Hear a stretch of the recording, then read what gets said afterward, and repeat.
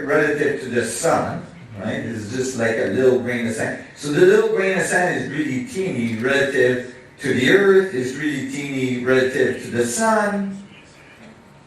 So if I made a little plumb, the grain of sand, then the proton diameter would be from Alpha Centauri to the sun, 40 trillion kilometers. So of course, you're not experiencing the Planck field directly. You know, you're kind of missing it, right? You're not measuring it, it's happening, but you don't know it's there.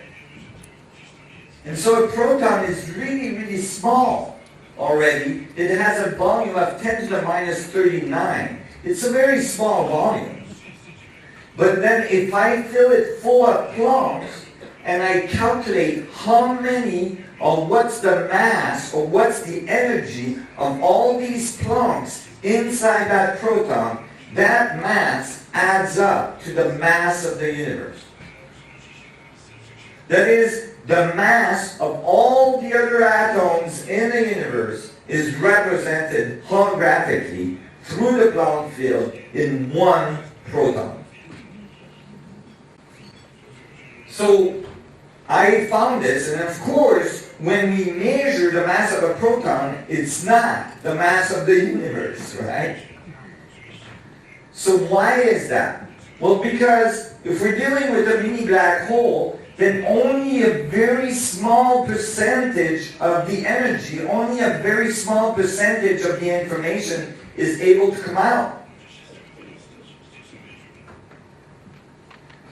So we measure only a teeny, weeny bit of how much is there. So I have to come up with an equation that would describe that.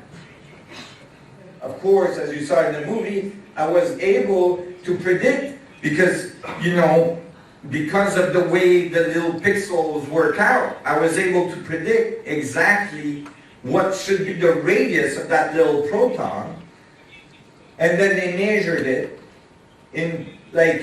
I published, and like a month and a half later, when I published and I made the prediction, the people that was working with me, they were like, I don't know if you should put that prediction in there. Because, it's kind of gutsy. Because my prediction is 4% smaller than what the standard model would predict the proton should be. So it's like, you're basically telling them they're wrong by 4%, which in quantum theory is a lot. Okay? But I put it in there, and then the measurement, and I thought maybe I will die, and the measurement of the proton radius will never be measured during my lifetime, because it's so hard to measure. And I didn't know there was an accelerator exactly at the same time as I was writing these equations that was trying to measure the radius of the proton more precisely than ever. Because it's really important in physics. They were actually trying to support and confirm the standard model.